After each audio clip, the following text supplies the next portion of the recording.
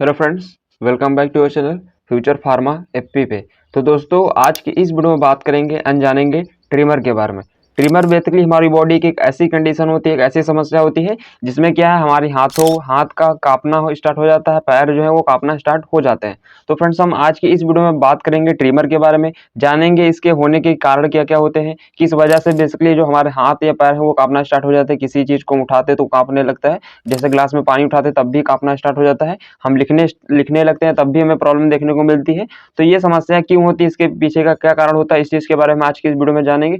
इसके पीछे जानेंगे कौन कौन से डायग्नोसिस टेस्ट हैं जिनको बेसिकली करके हम ये पता कर सकते हैं कि एक्चुअली में ये हमारी समस्या क्यों हो रही है, एंड कौन कौन सी मेडिसिन है या कौन कौन से ट्रीटमेंट है जो अवेलेबल है जिनको यूज करके बेसिकली क्या है हम इस समस्या से बच सकते हैं। तो वीडियो को एंड तक देखिएगा ताकि कोई भी इंफॉर्मेशन इस वीडियो को रिगार्डिंग आपसे मिस ना हो पाए। तो फ्रेंड्स, हम वीडियो को स्टार्ट करते हैं, समझ लेते हैं कि बेसिकली इसके बारे में।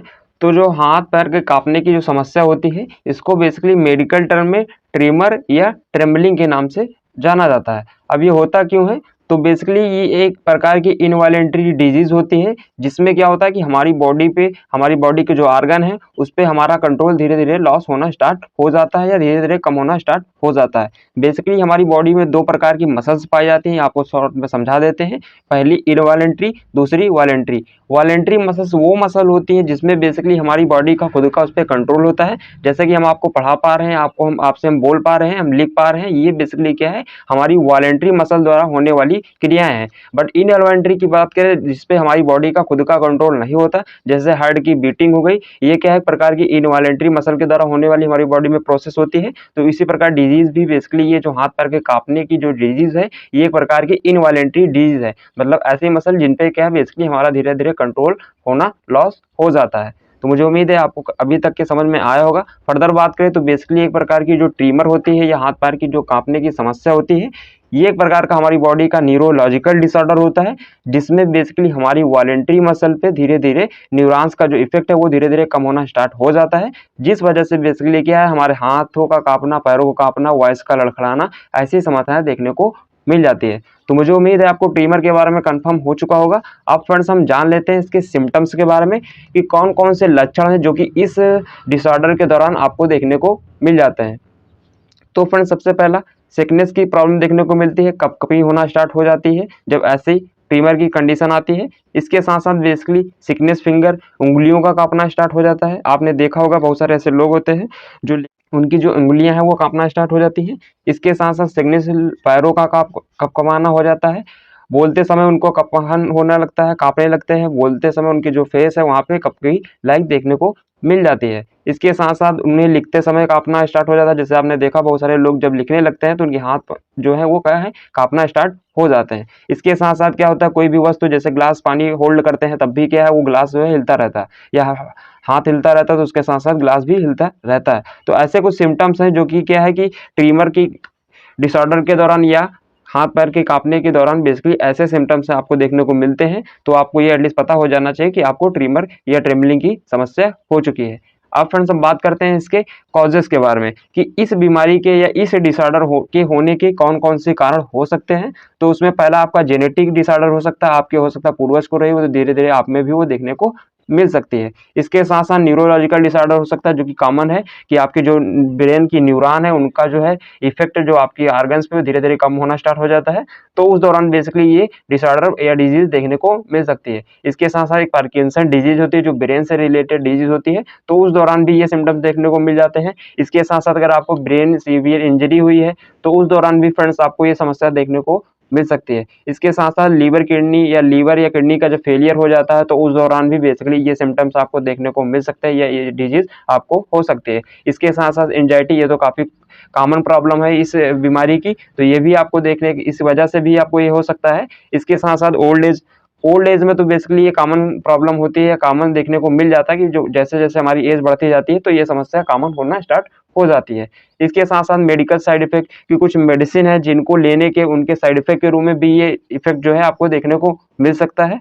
इसके साथ साथ विटामिन डी की हमारी बॉडी में जो कमी हो जाती है तो उस दौरान बेसिकली इस टाइप के सिम्टम्स देखने को मिल जाते हैं। तो मुझे उम्मीद है आपको इसके कारण के बारे में कंफर्म हो चुका होगा कि एक्चुअली मेरे हाथ पैर को जो कांपने की समस्या होती है उसके पीछे के कौन कौन से रीजन होते हैं, ये आपको हमने यहाँ पे क्लियर कर दिया है। अब फ्रेंड्स हम जान लेते हैं डायग्नोसिस या निदान कि ऐसे कौन कौन से टेस्ट हैं जिससे हम ये पता करके एटलीस्ट पता कर सकते हैं कि ये डिजीज मेनली किस वजह से हुई है। तो उसके लिए कुछ टेस्ट होते हैं जिसमें सबसे पहले मेडिकल हिस्ट्री कि पेशेंट को पीछे साइड क्या क्या प्रॉब्लम हुई है, बैक टाइम में उसे कौन कौन सी प्रॉब्लम है जिनको फेस करते हुए आगे बढ़ा है, तो उन सारी मेडिकल हिस्ट्री को लेना चाहिए। उससे हम ये पता कर सकते हैं कि एक्चुअली में इनको प्रॉब्लम किस वजह से हुई है। इसके साथ साथ क्या है कि ब्रेन का सीटी स्कैन कराना चाहिए या एमआरआई करा के बेसिकली भी हम इस चीज़ को पता कर सकते हैं कि एक्चुअली में प्रॉब्लम पेशेंट को क्यों हो रही है। इसके साथ साथ कुछ फिजिकल एग्जामिनेशन होते हैं, जैसे कि उनको चला के देख सकते हैं या उन्हें लिखा के देख सकते हैं या किसी भी चीज़ को हैंड में इनको होल्ड करके दिखा सकते हैं कि तो ये हो गए फिजिकल एग्जामिनेशन जिसके द्वारा हम ये पता कर सकते हैं कि एक्चुअली में पेशेंट को ये प्रॉब्लम है या नहीं है। इसके साथ साथ बेसिकली कुछ न्यूरोलॉजिकल एग्जामिनेशन होते हैं, कुछ न्यूरॉन्स के टेस्ट होते हैं, उनके द्वारा भी हम इस चीज़ को पता कर सकते हैं कि पेशेंट को ट्रीमर या मरीज को ट्रीमर की समस्या हुई है या नहीं हुई है। इसके साथ साथ ड्राइविंग मतलब लिखा के चेक करा सकते हैं या कोई चित्र वगैरह बना के वहाँ पे भी देख सकते हैं कि एक्चुअली में पेशेंट को क्या ये प्रॉब्लम हुई है या नहीं हुई। तो ये तो फ्रेंड्स इसके बात होगी डायग्नोसिस की। अब फ्रेंड्स हम बात करते हैं इसके ट्रीटमेंट की कि कौन कौन से ट्रीटमेंट हैं जो अवेलेबल हैं जिनको फॉलो करके क्या है कि एक पेशेंट इस समस्या से बच सकता है। तो बेसिकली ऑक्यूपेशनल थेरेपी होती है, जिसे बुलवाने के लिए क्या होता है उसे बुलाया जाता है, तो वो एक ऑक्यूपेशनल थेरेपी काफ़ी अच्छी थेरेपी होती है, इसके द्वारा इसका ट्रीटमेंट किया जा सकता है। इसके साथ साथ स्पीच थेरेपी होती है, इसे भी करके बेसिकली इस समस्या से बचा जा सकता है। इसके साथ साथ बेसिकली कुछ फिजिकल थेरेपी होती है जिसे करा के पेशेंट का इलाज किया जा सकता है। तो यहाँ पे हमने बात कर ली डायग्नोसिस की, ट्रीटमेंट की। अब फ्रेंड्स हम बात करते हैं कुछ मेडिसिन होती हैं जो इसके ट्रीटमेंट में मेनली यूज की जाती है। ट्रीटमेंट ट्रीमर की प्रॉब्लम को सही करने के लिए कुछ मेडिसिन है जो कि प्रिस्क्राइब की जाती है। तो उसमें सबसे पहले विटामिन डी की कैप्सूल्स आते हैं। अगर जो डिजीज़ है, जो ट्रीमर की कंडीशन है, अगर विटामिन डी की डिफिशियंसी की वजह से हुई है तो उस दौरान बेसिकली हम विटामिन डी के कैप्सूल देके उस समस्या को बच सकते हैं। ये सारी मेडिसिन तभी चलाई जाती है जब डायग्नोसिस हो जाती है, एक्चुअल रीजन पता हो पाता है कि किस वजह से बेसिकली ये हुई है। तो अगर विटामिन डी की वजह से होती है तो बेसिकली विटामिन डी के कैप्सूल देके उस विटामिन डिफिशियंसी को कम करके बेसिकली हम इस डिजीज से बच सकते हैं। अगर बात करें इसके डोज की कि इस विटामिन डी के कैप्सूल की कितनी डोज लेनी चाहिए, तो पेशेंट को एक वीक में एक कैप्सूल लेना होता है आफ्टर खाना खाने के बाद। अगर उसने आज एक कैप्सूल लिया तो एक हफ्ते बाद इसी दिन खाना खाने के बाद दिन में बेसिकली एक कैप्सूल का यूज करना होता है। तो ये तो बात हो गई इसके यूजेस के बारे में। अब फ्रेंड्स हम बात करते हैं नेक्स्ट टेबलेट की या नेक्स्ट मेडिसिन की, वो है प्रेमिडोन। प्रेमिडोन के नाम से आती है, काफ़ी अच्छी टेबलेट होती है। इसका यूज बेसिकली हमारी ब्रेन की जो एक्टिविटी, जब ज़्यादा इलेक्ट्रिकल इम्पल्स जनरेट होने लगते हैं तो हमारा ब्रेन जो है हाइपर एक्टिव हो जाता है। तो उस दौरान बेसिकली क्या है कि ऐसी समस्या देखने को मिल जाती हैं।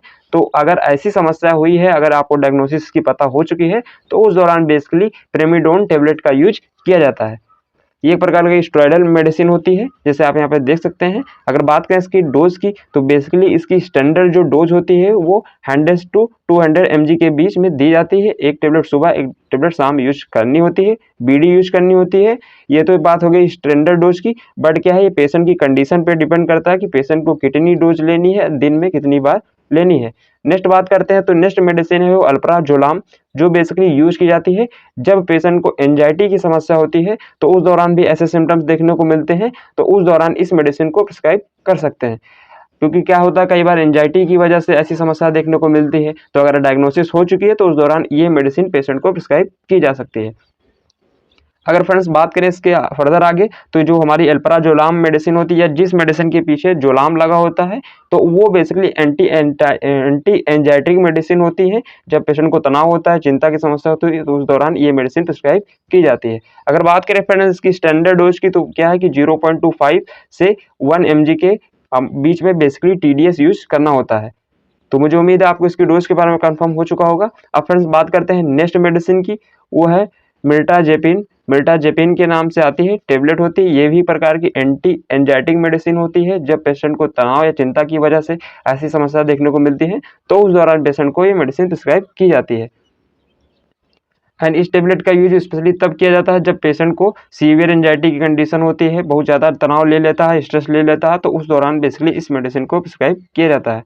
अगर फ्रेंड्स बात करें इसकी स्टैंडर्ड डोज की तो क्या है 15 से 45 mg पर डे बेसिकली इसका यूज करना होता है। बट ये सारी चीज़ें डिपेंड करती है टोटल पेशेंट की कंडीशन पे कि पेशेंट की एज क्या है, क्या कंडीशन है, उसके बाद ही इस मेडिसिन की डोज प्रिस्क्राइब की जाती है। हमने जितनी भी मेडिसिन की बात की सारी मेडिसिन जो है प्रिस्क्रिप्शन बेस्ड मेडिसिन है, तो कभी किसी को मेडिसिन लेने की सलाह हम नहीं देते, ना हम इस वीडियो के द्वारा बताते हैं कि आप इस मेडिसिन का यूज करिए। वीडियो यहाँ पे खत्म होती है। मुझे उम्मीद है ये वीडियो आपको काफी हेल्पफुल रही होगी एंड आपको संपूर्ण जानकारी मिली होगी ट्रिमर के बारे में। वीडियो पसंद आए तो वीडियो को लाइक करिएगा। नेक्स्ट वीडियो का टॉपिक कौन सा रहने वाला वो हमें कमेंट सेक्शन में बता सकते हैं। Thank you so much watching this video.